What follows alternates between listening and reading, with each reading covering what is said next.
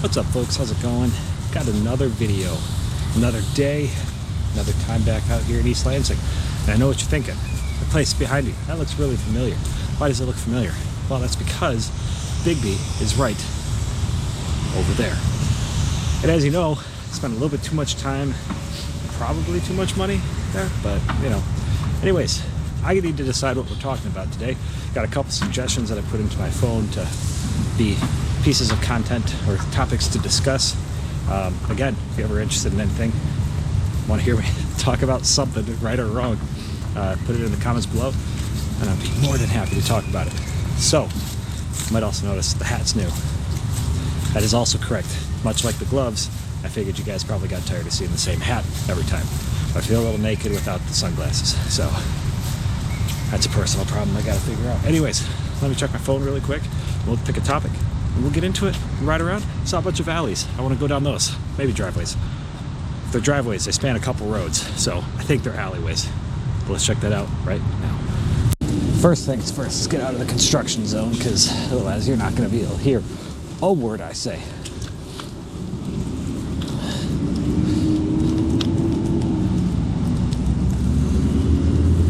Alright, made the right choice on the direction to go. One of the semis is going the other way. So, for once, made the right choice. Alright, so what we're going to talk about today as we climb this hill. I actually don't know if I've ever been down these roads here. Oh, probably because of all these hills. Man, this sucks. It'd be fun to snowboard down it though. Maybe do some sledding. That would be fun. Maybe that's a video to do over winter break here when everyone's gone. Man, look at that. Right back where we started. Almost. On the other side of the street from where we started.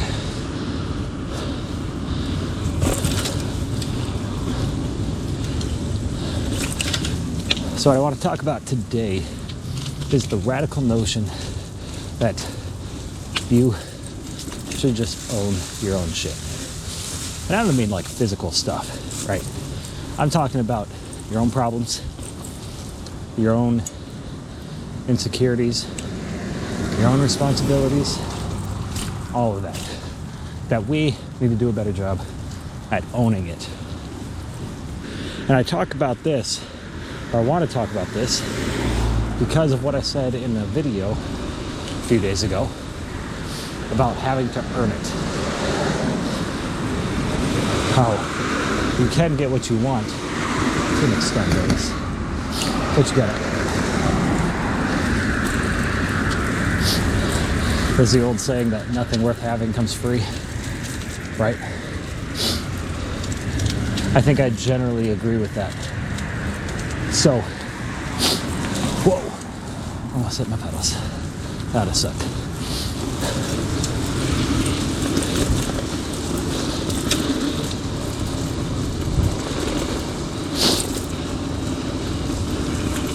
Got a couple of puppy dogs.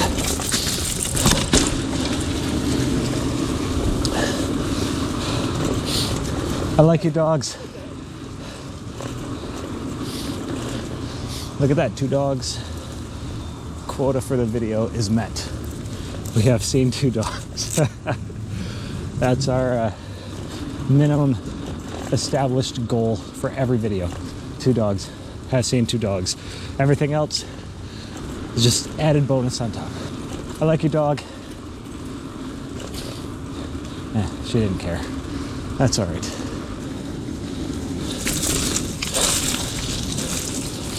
Oh, I still don't have that back fender on there.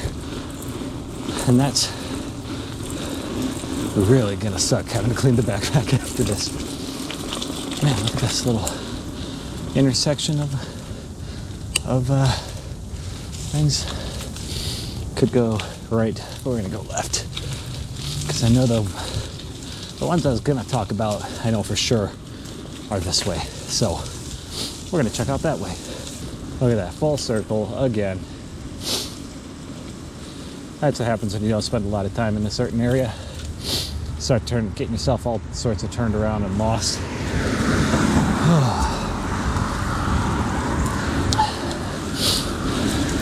So if you're watching this video, I think there's a good chance that you have heard of a guy named Jocko Willink. And if you don't know who he is, seriously, just go to YouTube and type in Jocko. Jocko. And you will find a bunch on him. And he's a very inspirational guy. And he's known for his statements relating to responsibility and ownership. He's got a philosophy that he calls extreme ownership. And it's something that I try to adhere to because I think it's actually a healthier than unhealthy mode of living. Essentially what he would say is that it's never somebody else's fault. It's your fault. Barring like truly extreme circumstances, right? All right, we're gonna climb this. He would say, if a project didn't get done, your first response shouldn't be, oh, well, it didn't get done because so-and-so didn't give me their work in time. He would say, what you should say instead is that this is my fault. I didn't communicate clearly when I needed everything. This is my fault because I could have asked them if they needed any help. This is my fault because I was in charge of the project. Take ownership.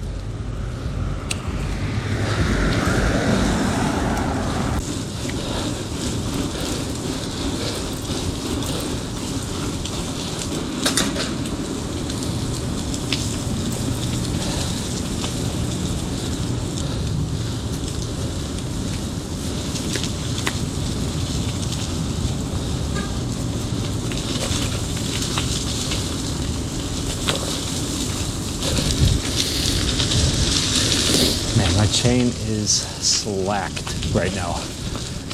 I need to replace it. I've been putting it off, and I really need to not put that task off any longer.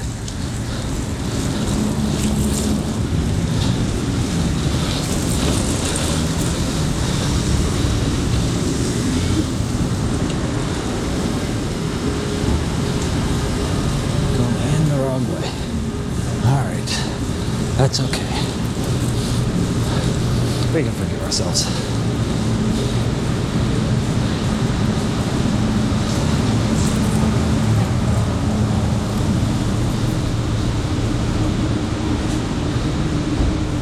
All right, I'm going to edit all of this part out. We're just climbing. Gonna go check out the view from above.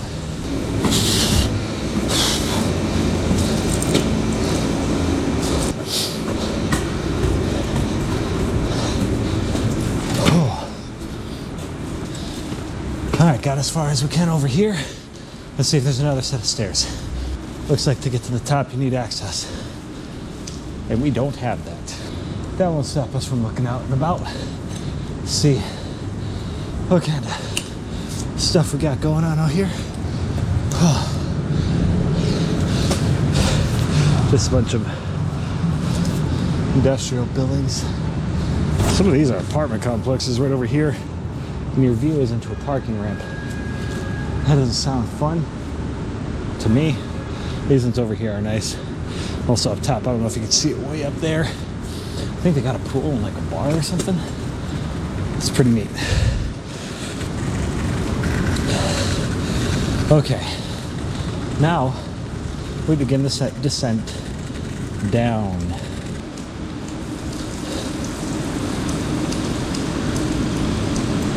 Anyways, I'm a big fan of the extreme ownership belief system. I think it's I'm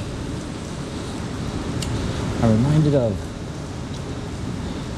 I can't remember where the story comes from, but I heard Jordan Peterson talk about it, and that's where I heard it. He was talking about someone who was visiting the psychologist, and they were listing all of these problems that they had and all these issues, and The psychologist asked him, well, what do you think the problem is? And the patient said, I don't know, but whatever it is, I sure hope it's my fault. The psychologist was perplexed by that statement. He said, why would you want this to be your fault? And she said, because if it's my fault, if it's a problem I created, if it's something that I can control, then I can fix it.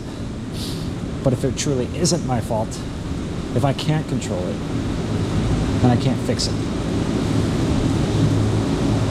And that has actually left me very intrigued. And that, hearing that, was where I was like, okay, I want to learn more about this stuff. And then proceeded to learn more about Jordan, or about Dr. Willink.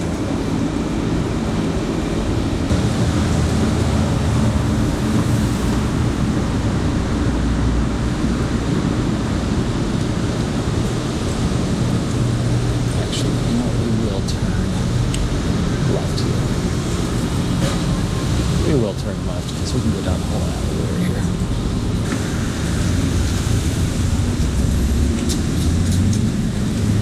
We hang left right here.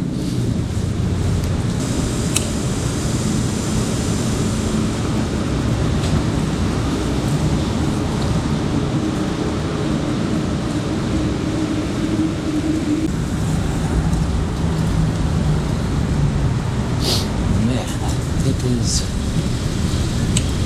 a mess through here. It is a mess through here. Also, I don't even want to know what half of this shit on the ground is.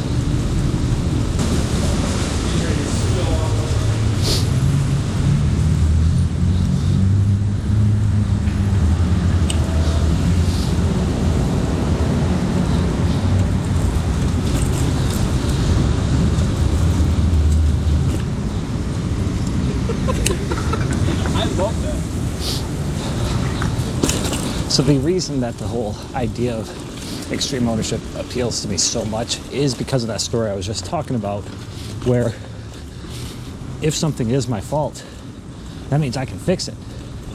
That I have control, I have the agency to solve this problem. Or at least do whatever I can, something, to make it a better situation for myself.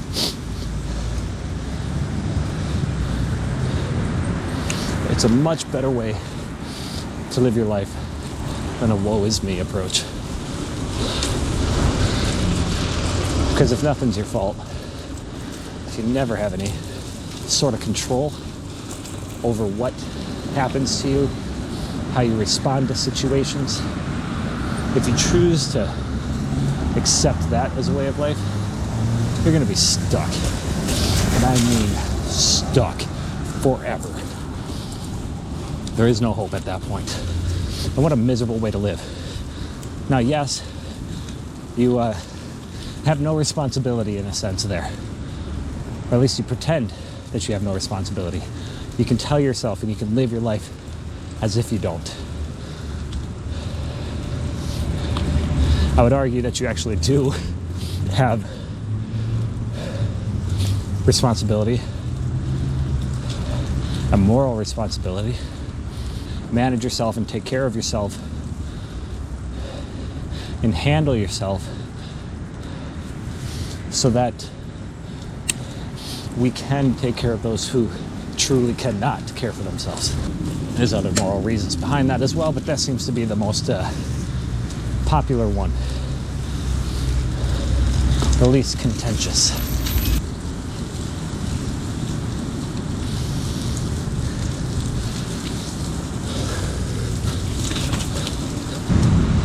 See, look at this. There is the fence that we ended the last, or 2 videos ago on here. Another point that Jocko Willink guy brings up a lot is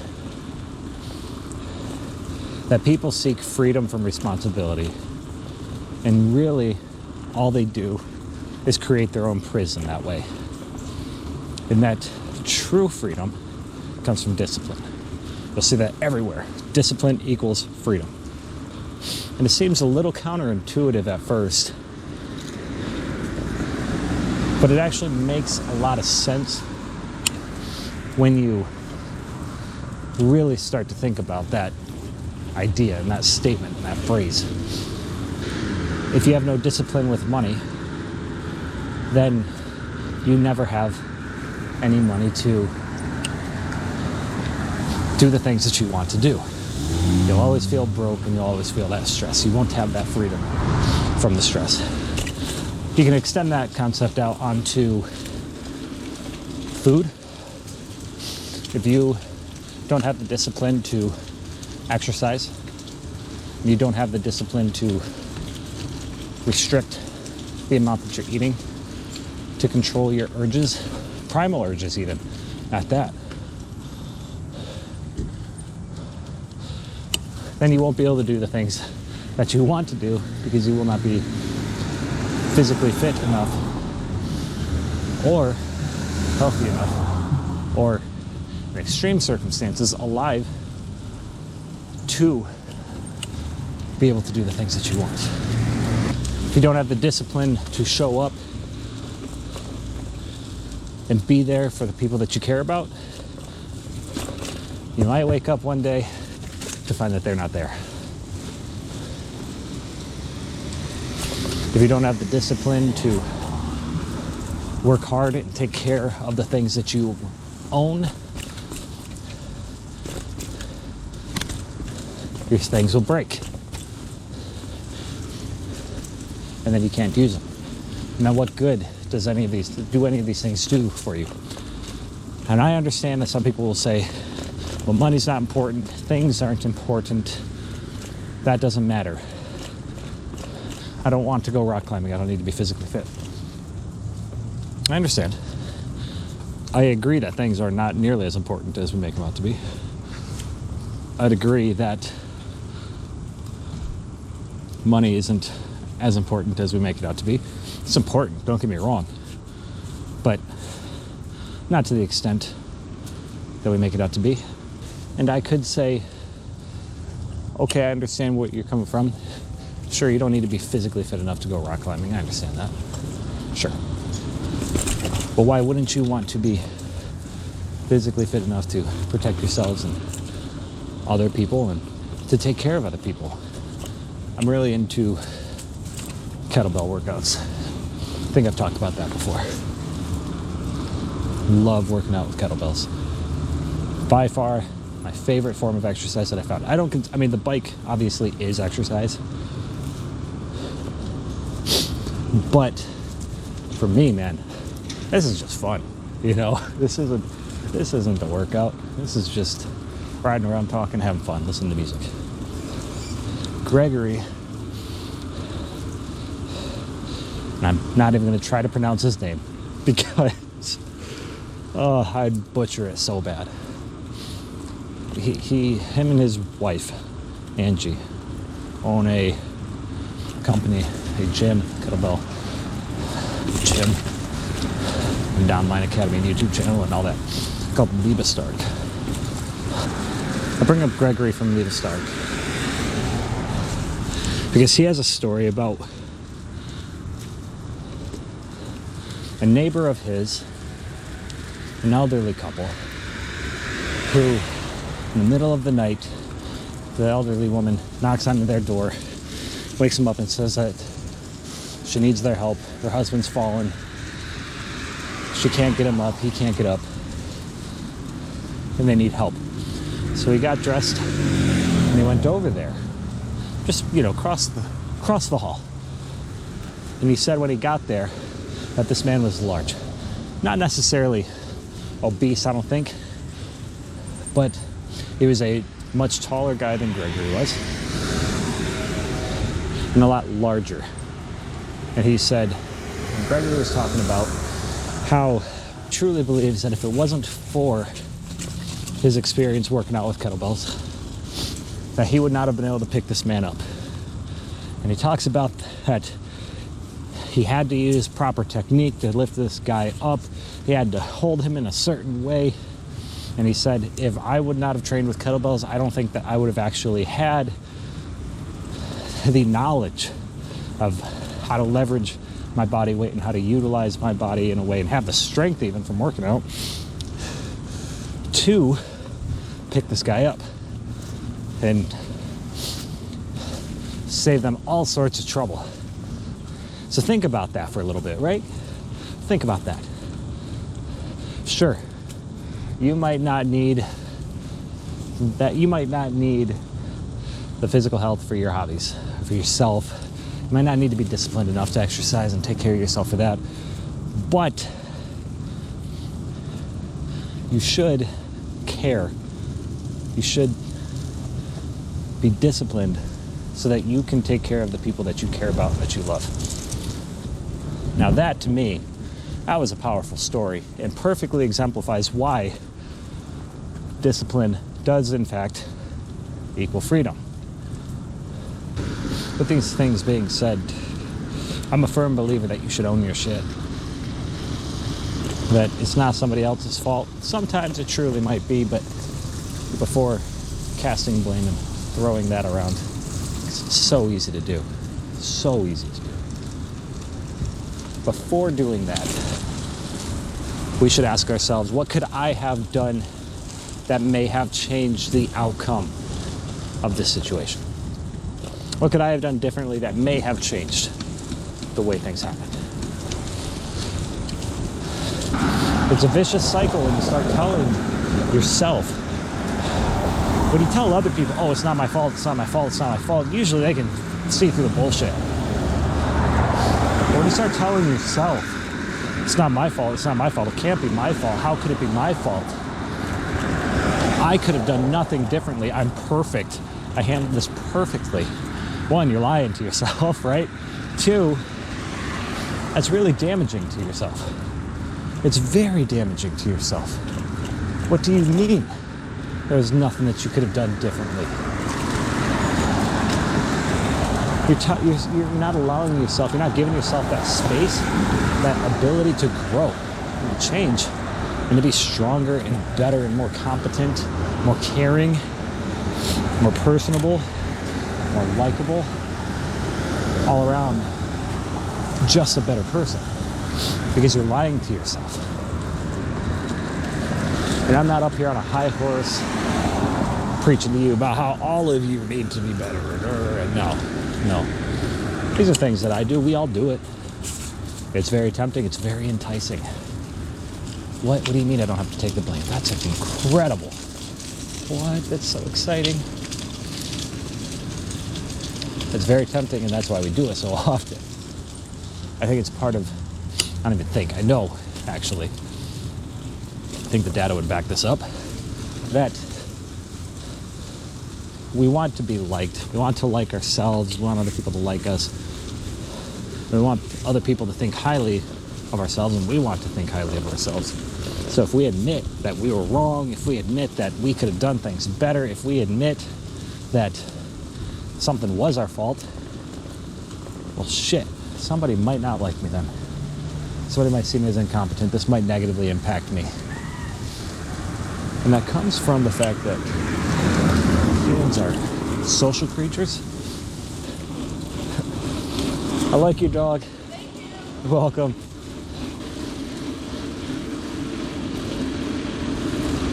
And as we discussed in previous puppy dog wants in. And as we've discussed in previous videos, humans are social creatures. We want people to like us. We want to be around people. We actually do have that element to us, whether or not we want to admit it.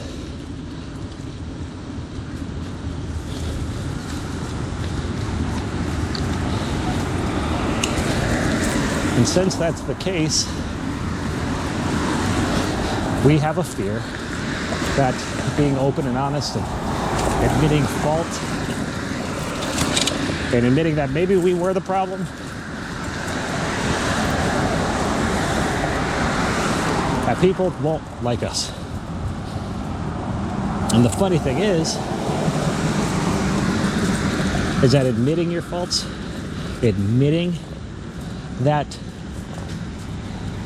we were wrong, admitting the things that we could have done better, taking responsibility, admitting those things actually generally makes people like us more. They want us in their tribe, in their group, in their community more. We just get caught up in our own minds, in our own fears, that the opposite is true. And we prevent ourselves from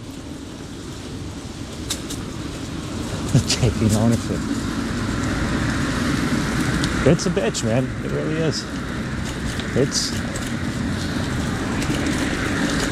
not easy. The good news is, though, the more you do it, the better at it you get, the easier it becomes. It's like saying hi to random people and tell them that you like their dog. When I first started doing that, super uncomfortable. Absolutely uncomfortable. Felt awkward. It felt weird. Talking to people, what? It gets a lot easier. Now it feels weird when I don't say that to somebody. It's the same thing with going through those tough times and reminding ourselves that, you know, that this too shall pass. So it's the same thing. The more you do it, the better at it you get. The easier it becomes.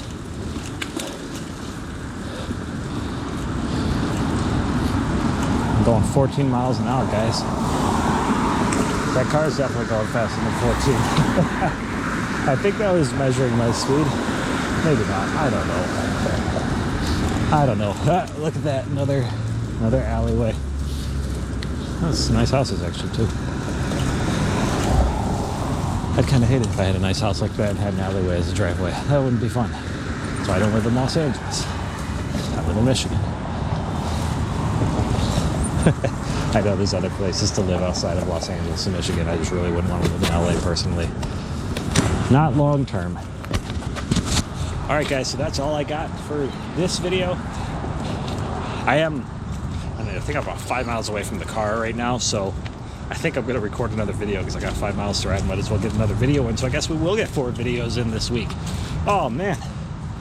I think that Ford just might become the new de facto way of doing things, especially if I'm really not super hard pressed for time because of something unforeseen. Because honestly, it's so easy. It just works out so well to get 2 videos in, get more content out there for all of you to view, more entertainment, more opportunities to engage with you. I mean, our community here. I love to hear from you, and I like to just grow together. It's a lot of fun. I really like it. So subscribe, like, comment, share it. All these things really help with the YouTube algorithm. The more people we can get into our community. You know, as I always say, rising tide lifts all ships. The more ships we get in here, the more water we pump into that tide, that positivity, the higher we all go. And folks, that's a beautiful thing. So I'm going to change out my hat real quick. I'm going to change out the gloves so it doesn't look so goofy to have 2 videos of wearing the same thing. And I will see all of you in just a couple minutes in the next video. Technically, it'll be tomorrow, whatever. But as always, in the meantime, have a great day.